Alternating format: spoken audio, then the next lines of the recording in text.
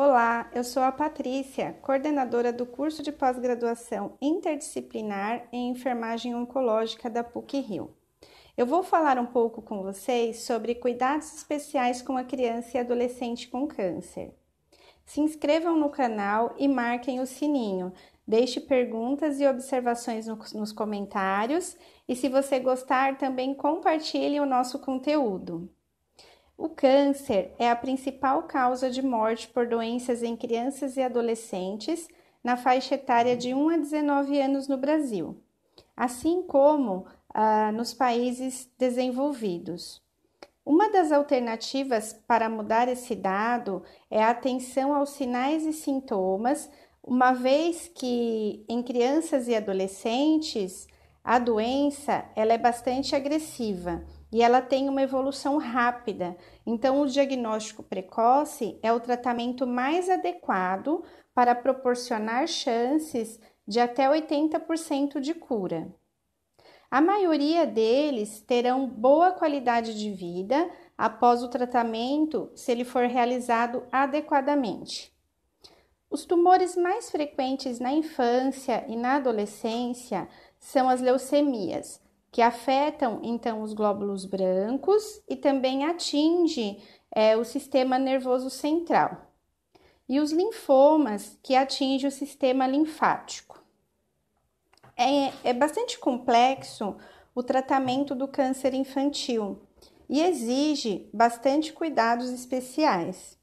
O diagnóstico e cuidado da enfermagem é essencial para identificar precocemente urgências, emergências e para a efetividade de todo o tratamento da criança e adolescente com câncer.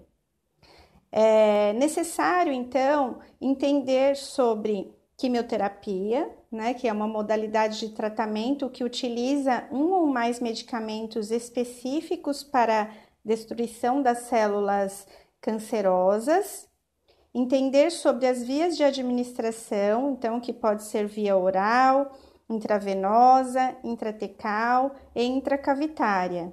E também saber sobre os efeitos colaterais mais comuns, que são a anemia, a fadiga, a leucopenia, a alopécia, inapetência, náuseas e também a êmese. É necessário também que o enfermeiro tenha conhecimento a respeito dos mecanismos de ação das drogas e seus principais efeitos colaterais, e também conhecer os potenciais das drogas no quesito se é vesicante ou irritante, pois exigem bastante cuidados específicos no momento da administração. Se a via ela é punção venosa, tem que ter a técnica adequada, para evitar o extravasamento. E também, se for catéter central ou porte-a-carte, é necessário que haja conhecimento a respeito das medicações a serem infundidas, então, nesses catéteres. Para a escolha do dispositivo venoso, no caso, deve ser levado em consideração o tipo de medicamento, o tempo de infusão e as características individuais de cada paciente. E para a avaliação dos sinais de extravasamento, então sugere-se que a utilização de escalas apropriadas.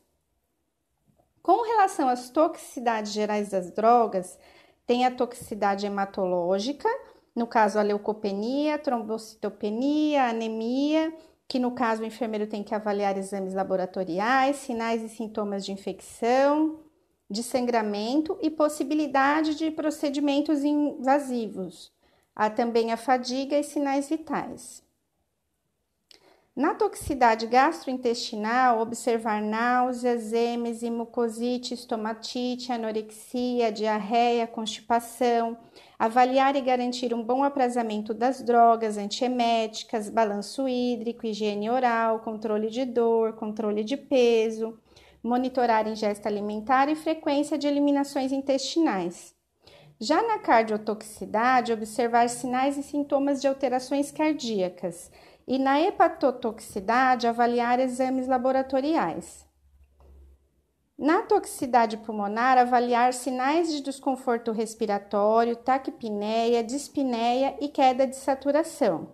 E na neurotoxicidade, avaliar alteração de nível de consciência, neuropatia periférica e integridade cutânea. Já na toxicidade vesical e renal, avaliar exames laboratoriais, sinais de sangramento na urina, balanço hídrico e peso. E na toxicidade dermatológica, orientar a criança e a família sobre a alopécia, realizar avaliação dos acessos venosos e presenças de sinais flogísticos, alteração na unha e na pele. Já nas alterações metabólicas, avaliar os exames laboratoriais e na disfunção reprodutiva, avaliar a questão da sexualidade antes de iniciar o tratamento, então já no histórico de enfermagem. Nas reações alérgicas e anafilaxia, observar reação e tipo de ocorrência para fazer uma intervenção. E nos efeitos dos usos de exames radiodiagnósticos, como o exame de tomografia e radioterapia, que podem causar em crianças e adolescentes sequelas precoces e tardias, uma das principais disfunções é a disfunção tiroidiana, então, que pode causar o hipotiroidismo e afeta o crescimento e o desenvolvimento. Então, é necessário avaliar crescimento e desenvolvimento, a realização dos exames da função tireoidiana e na radioterapia avaliar a pele pelo risco de radiodermite. Nas emergências oncológicas na infância, no caso de neutropenia febril, por exemplo, avaliar exames laboratoriais quando os neutrófilos estiverem abaixo de 1000. É comum o surgimento de estomatite, gengivite e celulite. Abaixo de 500.000, a presença de infecções mais graves, então abscesso perional ou retal, pneumonia e também a sepse. Apresenta-se com frequência já com sinais de repercussões hemodinâmica, por exemplo, do quadro infeccioso e caracteriza-se então como uma urgência pelos riscos de disseminação e choque séptico refratário, principalmente nas crianças que estão em tratamento de leucemia e linfoma. Nessas situações, o enfermeiro deve realizar avaliação criteriosa e intervenção bem rápida, então a coleta de hemocultura periférica e de catéter central, exames de laboratório e também iniciar antibióticos profiláticos ou terapêuticos conforme protocolo institucional. E o enfermeiro deve ter amplo conhecimento sobre a sepse e o choque séptico, saber a diferença, que normalmente se caracteriza então por 2 estados clínicos patológicos.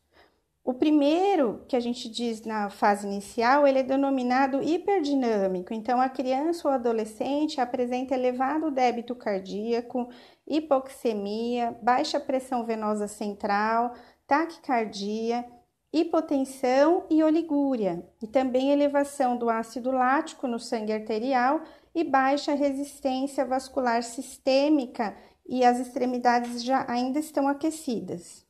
Já no segundo momento, mais tardio, denominado hipodinâmico, pode apresentar baixo débito cardíaco, alta resistência vascular periférica, com extremidades já frias e cianóticas, que já caracteriza uma resposta do organismo mais grave.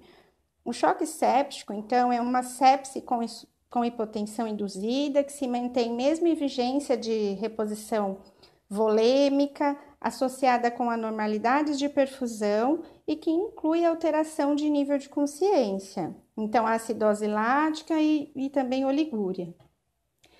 Já nos distúrbios hemorrágicos e tromboses, que são complicações frequentes na criança e adolescente, que tratam e que estão em estado infecciosos ou sépticos, aumenta o risco. E também o uso de catéteres aumenta o risco de complicações como sepse e resposta inflamatória sistêmica. A invasão tumoral, ela pode causar sangramento localizados intensos, que pode levar ao choque hipovolêmico também. O paciente, então, ele fica mais grave. O tratamento é feito com transfusão de plasma, vitamina K, crioprecipitado, e a indicação de transfusão de plaquetas vai depender se existem sinais de sangramento indução de quimioterapia, profilaxia do assintomático para procedimentos invasivos, por exemplo, e que o limiar para realizar transfusão de plaquetas, então, é entre 5.000 e 50.000. Os cuidados de enfermagem estão relacionados à liberação de documentação com coleta de exames de tipagem pelo enfermeiro, administração dos hemocomponentes e hemoderivados pela equipe de enfermagem, que envolve todo o período pré-transfusional, o processo transfusional e o pós-transfusional, que inclui observações de sinais vitais, reações adversas, acesso venoso adequado, monitoramento rigoroso, né, do tempo de infusão. O enfermeiro que vai atuar em oncologia pediátrica, ele deve garantir a segurança e qualidade do atendimento, então, desta criança e adolescente, ter conhecimento amplo sobre esses cuidados especiais, estar apto para realizar uma ótima avaliação clínica e reconhecer sinais e sintomas precocemente, assim como realizar um diagnóstico e uma prescrição de cuidados individualizados.